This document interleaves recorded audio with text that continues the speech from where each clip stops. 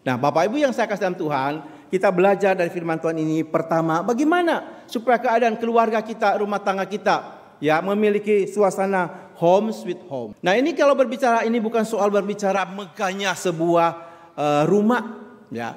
Mungkin ada orang punya rumah seperti istana, di dalamnya segala sesuatu ada, tetapi di dalam rumah seperti itu tidak ada suasana yang disebut home ya. House-nya lumayan hebat, tetapi tidak ada suasana home di dalam rumah itu. Nah, makanya Paulus memulai nasihat ini dengan satu hal yang penting, yaitu pertama, jikalau hubungan suami istri itu yang seimbang, atau peran suami dan istri itu bisa berjalan dengan seimbang. Nah, Bapak Ibu Saudara sekalian, di sini firman Tuhan dimulai dengan satu perkataan yang sudah kita baca tadi. Hai istri, tunduklah kepada suamimu sebagaimana sepatutnya di dalam Tuhan. Ya. Tunduklah. Ini satu perintah ya. Jadi kita mengatakan kepada para istri untuk tunduk kepada suami. Tapi standar tunduk kepada suami itu apa? Dikatakan sebagaimana sepatutnya di dalam Tuhan. Saudara, kata tunduk di sini bukan arti jadi jongos begitu ya. Oh, pokoknya apa yang diperintahkan oleh suami ikut saja ya. Tidak boleh melawan ke suami.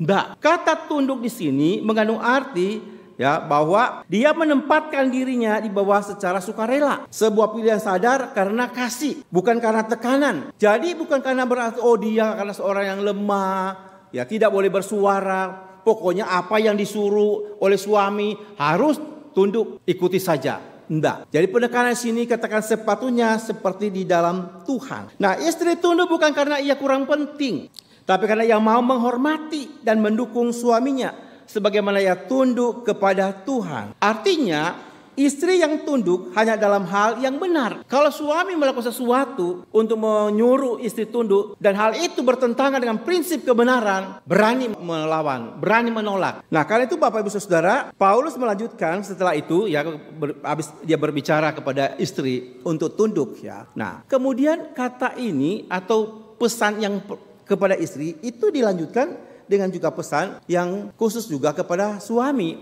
Hai suami, kasihilah. Sama kata tunduk kasihilah itu satu pengertian terus menerus itu harus dilakukan.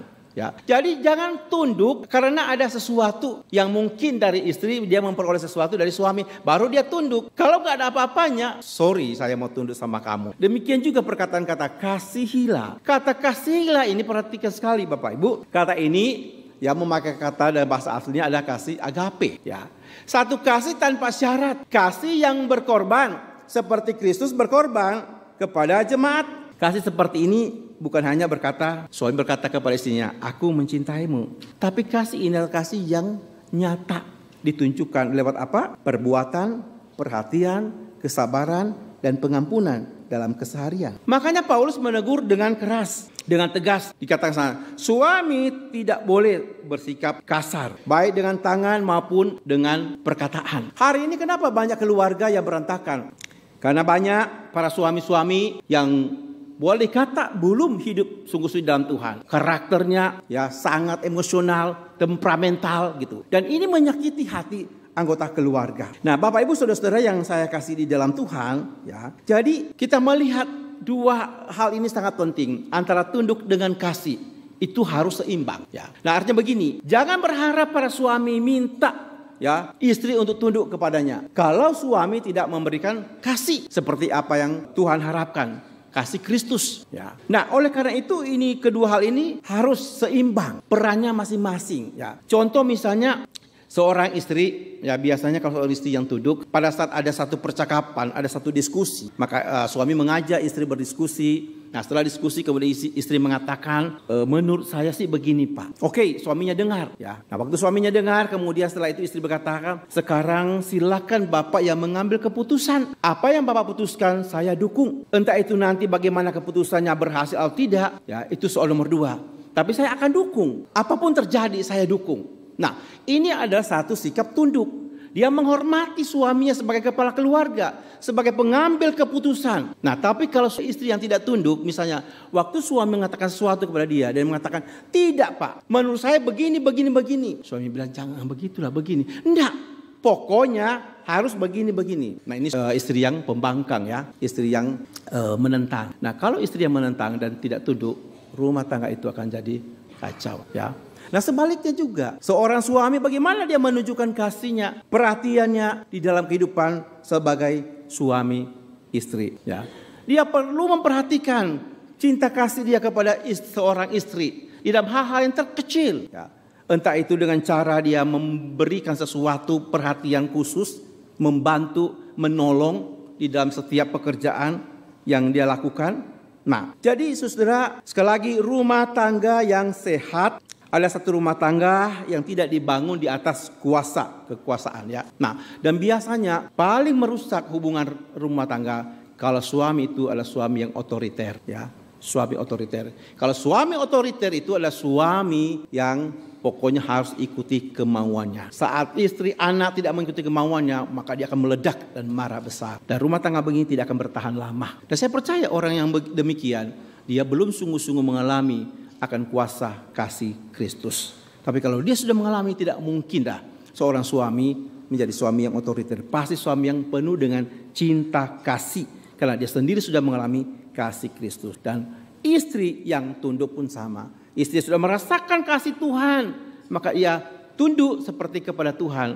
Ia akan sangat menghormati, sangat menghargai akan suaminya sebagai kepala keluarga. Maka kondisi rumah tangga seperti ini akan sehat ya. Tetapi kalau sebaliknya itu yang sangat berbahaya dan banyak merusak rumah tangga. Nah oleh karena itu para suami tunjukkanlah kasihmu bukan hanya lewat kata-kata ya, tapi lewat tindakan nyata. Banyak hal boleh dilakukan dalam kehidupan sehari-hari ya, menyatakan seperti bahasa kasih ya, memberikan sesuatu di hari-hari khusus ya, kemudian memberikan sentuhan-sentuhan, pelukan ya, kemudian melayani, membantu pekerjaan rumah tangga, ucapkan kata-kata yang membangun, kata-kata yang membuat dia merasa dihargai sebagai seorang istri. Itu bisa dilakukan saat istri mungkin kondisi istri yang lelah.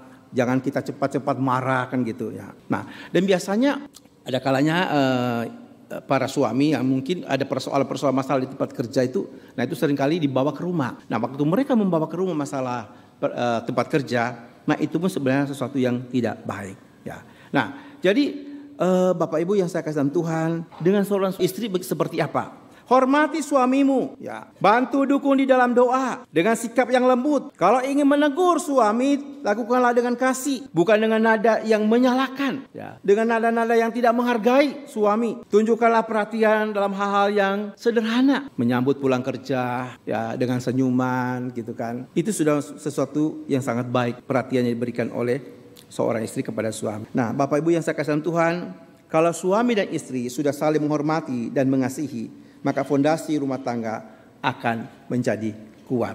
Tetapi firman Tuhan tidak berhenti di situ. Rasul Paulus melanjutkan dengan berbicara tentang hubungan orang tua dan anak. Karena keharmonisan rumah juga sangat ditentukan oleh bagaimana orang tua mendidik ya, dan bagaimana anak-anak mentaatinya. Hubungan orang tua anak yang harmonis. Ayat 20 berkata, "Hai anak-anak, taatilah orang tuamu dalam segala hal, karena itulah yang indah di dalam Tuhan." Bapak Ibu yang saya kasih di dalam Tuhan, di sini ada kata penting ya buat kita, khususnya tentu buat anak-anak, diperhatikan kalimat ini ya. Ada kata taat. Apa arti di sini? Ini artinya mendengar dengan hati dan melakukan dengan sukacita. Nah, taat bukan karena kita takut dimarahi, tetapi karena kasih dan hormat kepada Tuhan. Anak-anak diajar untuk menyadari bahwa menaati orang tua itu bukan beban, melainkan bentuk ibadah kepada Tuhan. Namun perhatikan di sini Bapak Ibu, tidak stop sampai di sini, ini ayat firman Tuhan.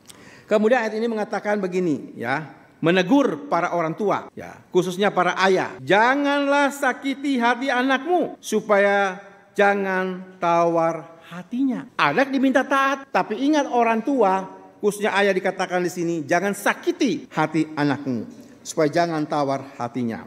Dalam budaya Romawi saat itu anak-anak tidak memiliki hak apapun. Ya, ayah memiliki kekuasaan penuh, bahkan bisa menghukum anaknya sesuka hati. Tetapi Paulus mau menghadirkan nilai baru dari Injil, yaitu anak-anak ingat adalah milik Allah yang harus dikasihi dan dibimbing dengan lembut. Orang tua tidak boleh mendidik dengan kekerasan ataupun dengan kemarahan yang meluap. Karena kemarahan yang meluap itu menanamkan satu ketakutan bagi anak-anak. Ya. Dan biasanya juga kadang-kadang ada orang tua mendidik anak mesti ikut maunya orang tua. Beberapa hari yang lalu saya sharing dengan seorang anak muda. Dia sudah bekerja. Lalu dari sini istrinya itu dia cerita. Dia bilang ke saya, Musa sebenarnya sih saya tidak mau kuliah yang ini. Saya ada mau kuliah ini, tapi orang tua saya tidak setuju. Kalau nggak mau kuliah yang itu, pokoknya mamanya akan mau bayar karena uang kuliah. Sebagai anak, ya dia taat. Taat kenapa? Karena dalam tekanan. Dia ikutilah apa kemauan orang tuanya. Masuki jurusan yang dia tidak sukai. Terus kita bilang, kamu menikmati nggak jurusan itu? Ya terpaksalah. Terpaksa dia lakukan. Akhirnya bekerja tidak sesuai dengan apa yang dia pelajari. Nah kadang banyak orang tua seperti itu ya. Mereka menekan anak-anak untuk taat. Sehingga anak itu taatnya bukan ketaatan yang betul-betul karena kasih. Enggak, anak itu taat karena ketakutan. Tidak mau dibayar kalau tidak mengikuti kemauan orang tuanya ya. Nah, dan itu pada akhirnya memberikan luka sebenarnya pada anak itu. Maka di sini katakan kepada setiap kita para orang tua dikatakan ya, jangan membangkitkan ya amarah kepada anak-anakmu. Jangan buat mereka sakit hati. Nah, bapak-bapak dan ibu-ibu, saudara-saudara yang saya kasih dalam Tuhan. Jadi kita belajar bersama bahwa kenyataannya seperti ya kehidupan keluarga hari ini kita lihat banyak terjadi seperti itu. Ya, orang tua yang betul-betul memberikan sakit hati kepada anak-anaknya. Sampai kadang-kadang kalau anak so jengkel bilang, ngana nanti kalau kau kan tua ya. Nah, siapa yang memperhatikan penganak gitu. Banyak orang merasakan seperti itu. Di saat mereka kecil ya, tidak dipedulikan oleh orang tua mereka. Sampai kadang-kadang mereka sudah besar, mereka masih ingat hal itu ya, mendatangkan luka di dalam hatinya.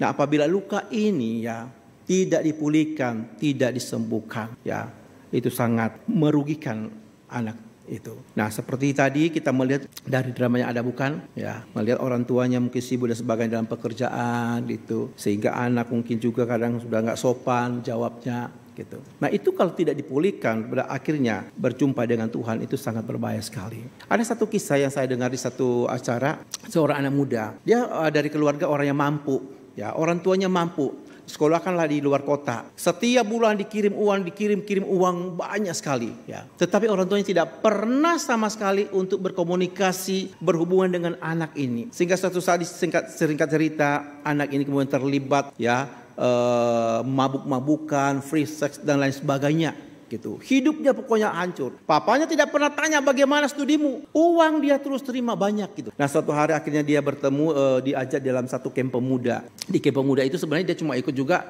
mau mengganggu anak muda. Dia bawa minuman-minuman keras sebenarnya di tempat retreat itu. Tapi pada akhirnya Tuhan menangkap anak muda ini. Dia ditangkap oleh Tuhan dan dia mengalami perubahan. Maka dia memberikan kesaksian itu. Dia mengatakan kenapa? Saya itu sepertinya cuma dikasih uang. Tapi saya tidak pernah merasakan perhatian daripada orang tuanya. Secara materi oke, tapi kasih sayang dia tidak pernah mendapatkan itu daripada orang tua. Nah ini kalau tidak ada pemulihan keluarga seperti ini akan jadi sakit. Nah makanya banyak anak-anak yang bukan cuma anak juga ya, pasangan-pasangan juga perlu mendapatkan perhatian dari pasangannya. Nah tetapi kembali lagi kita kepada poin ini bahwa diingatkan untuk kita ada timbal baliknya ya. Orang tua betul-betul menginginkan anak untuk taat kepada mereka. Ya. Tetapi anak-anak pun membutuhkan juga orang tua ini jangan sampai menyakiti hati anak-anaknya. Ini saya percaya di tengah kehidupan keluarga kita pun kita mungkin pernah mengalami masa-masa seperti ini. Ya. Seorang ayah pernah berkata dengan bangga, saya keras kepada anak-anak supaya mereka disiplin. Tapi suatu hari anaknya yang sudah remaja berkata pelan, ayah, saya lebih takut pulang ke rumah daripada menghadapi ujian di sekolah. Kalimat ini membuat sang ayah tersadar. Ia tidak bermaksud jahat, tapi sikapnya yang selalu marah, membanding-bandingkan dan cara memuji telah membuat anaknya kehilangan semangat. Ia lupa bahwa disiplin tanpa kasih melahirkan jarak bukan hormat. Sebaliknya ada keluarga lain yang sederhana, orang tuanya tidak pernah berteriak, tapi memberi teladan setiap hari. Mereka mendegur dengan tenang, mendengarkan keluh kesah anak dan selalu menutup hari dengan doa bersama. Anak-anak mereka bukan hanya sopan, tapi juga terbuka. Karena mereka tahu rumah adalah tempat aman, bukan tempat penghakiman. Kenapa kadang banyak anak-anak kita bukan menjadi sahabat, jadi teman? Kenapa banyak anak kita tidak mau bercerita, terbuka dengan kita sebagai orang tua? Karena relasi ya dengan kita. Orang tua itu tidak baik. Anak itu seringkali takut, bukan takut apa? Ya, takut dengan orang tuanya. Karena sebentar-sebentar marah, dan marah. Sehingga anak itu tidak mau berkomunikasi. Tetapi Bapak Ibu, pada waktu kita punya relasi dengan anak itu baik, anak itu taat, dia akan dengar. Wah, itu jadi satu keluarga yang sangat baik sekali. Ya. Nah, maka itu Bapak Ibu Saudara, ini hal yang sangat penting untuk kita perhatikan. Ya. Sekali lagi firman Tuhan mengingatkan kepada kita, hai anak-anak, taatilah orang tuamu. Sampai kapan mau taati? Ya kita taat selama orang tua kita masih ada. Mau taat orang tua, apakah perlu ada syaratnya? Tidak. Alkitab tidak pernah mengatakan ada syaratnya. Hormatilah orang tuamu. Tapi juga ingat orang tua, jangan sakiti hati anakmu. Ya. Harus dua-dua ini seimbang. Hubungan orang tua dan anak itu harus seimbang. Jangan menuntut anak taat, dengar orang tua. Tapi orang tua selalu bikin sakit hati anak. Nah, ini yang perlu kita renungkan, kita pikirkan bersama-sama. Nah, Bapak Ibu yang berikutnya, rumah yang manis tidak hanya ditentukan oleh hubungan internal dalam keluarga. Firman Tuhan juga menegaskan tentang sikap kita dalam pekerjaan dan tanggung jawab sehari-hari. Sebab keluarga akan menjadi kuat jika keluarga setiap anggotanya hidup dengan jujur dan penuh integritas di hadapan Tuhan. Di dalam ayat hubungan pekerjaan dan tanggung jawab, apapun yang kamu perbuat, perbuatlah dengan segenap hatimu, seperti untuk Tuhan dan bukan untuk manusia. Nah, Bapak Ibu, dalam ayat 22 ini sampai ayat 25 di sini berbicara tentang hamba dan tuan. Ya, dalam konteks modern kita hari ini dapat diterapkan dalam hubungan pekerjaan, tanggung jawab dan integritas. Saya berpikir apa hubungannya ya tuan dan hamba dalam pekerjaan? Saya percaya Paulus tidak sembarangan menghubungkan keluarga tadi dengan hubungan pekerjaan. Karena ini juga memberi dampak. Pekerjaan bagi seorang istri, pekerjaan bagi seorang suami, pekerjaan bagi seorang anak, itu pun bisa memberi dampak di dalam kehidupan rumah tangga. Nah, apabila kita bekerja dalam arti tidak ada keseimbangan antara pekerjaan dan keluarga, ini keluarga akan jadi pincang begitu. Atau di dalam pekerjaan banyak masalah-masalah di tempat kerja, kita bawa ke rumah, yang menjadi pelampiasan adalah orang di rumah, itu pun bisa mendatangkan stres, depresi bagi anggota keluarga. Ataupun dalam pekerjaan-pekerjaan yang tidak jujur, ya, itu memberi dampak di tengah keluarga.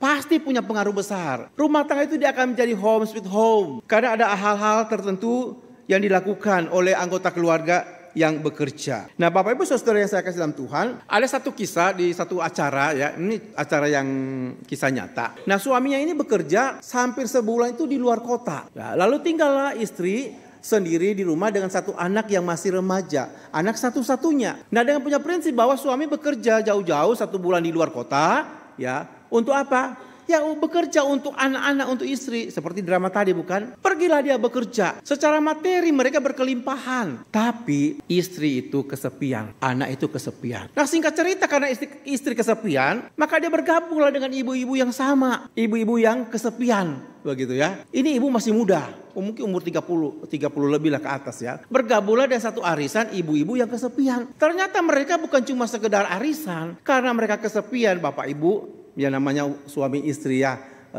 pasti ada kebutuhan khusus bagi kita orang tua ya, sudah bisa pahami. Nah, ternyata mereka ini kumpulan arisan ibu-ibu yang kesepian, mereka punya acara mengundang para berondong-berondong, remaja-remaja ini untuk mendampingi mereka di acara arisan. Coba bayangkan ya, apa yang mereka lakukan. Bukan tidak mungkin kebutuhan sebagai pasangan suami istri mereka pun ambil daripada anak muda ini. Dimunculkanlah kemudian anaknya yang satu-satunya. Ditanya anak juga begitu. Saya pun merasa kesepian. Papi di luar kota, mami sibuk arisan. Saya gak punya teman. Itu anak tunggal. Apa yang dilakukan? Dia carilah komunitas. Komunitas apa yang dilakukan? Dia cari komunitas.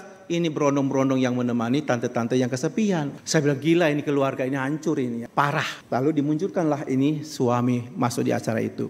Dia dengar. Lalu kemudian bawa acara bilang begini. Dia aku dengar, kalau ada kesempatan kedua bagaimana? Suaminya bilang, aduh saya pikir kita so kerja mati-matian. Ya, semua memenuhi kebutuhan, pikir cukup itu buat mereka. Ternyata mereka enggak. Mereka butuh kehadiran suami, butuh kehadiran papa, bisa ngobrol, bisa baca cerita di situ. Itu yang mereka butuhkan, dikasih. Betul Bapak Ibu, orang sebagai kepala keluarga mesti berjuang ya, memenuhi kebutuhan kita. Tapi ingat, keluarga bukan cuma butuh tolong duit, butuh kehadiran, butuh kasih. Ya seperti tadi bukan?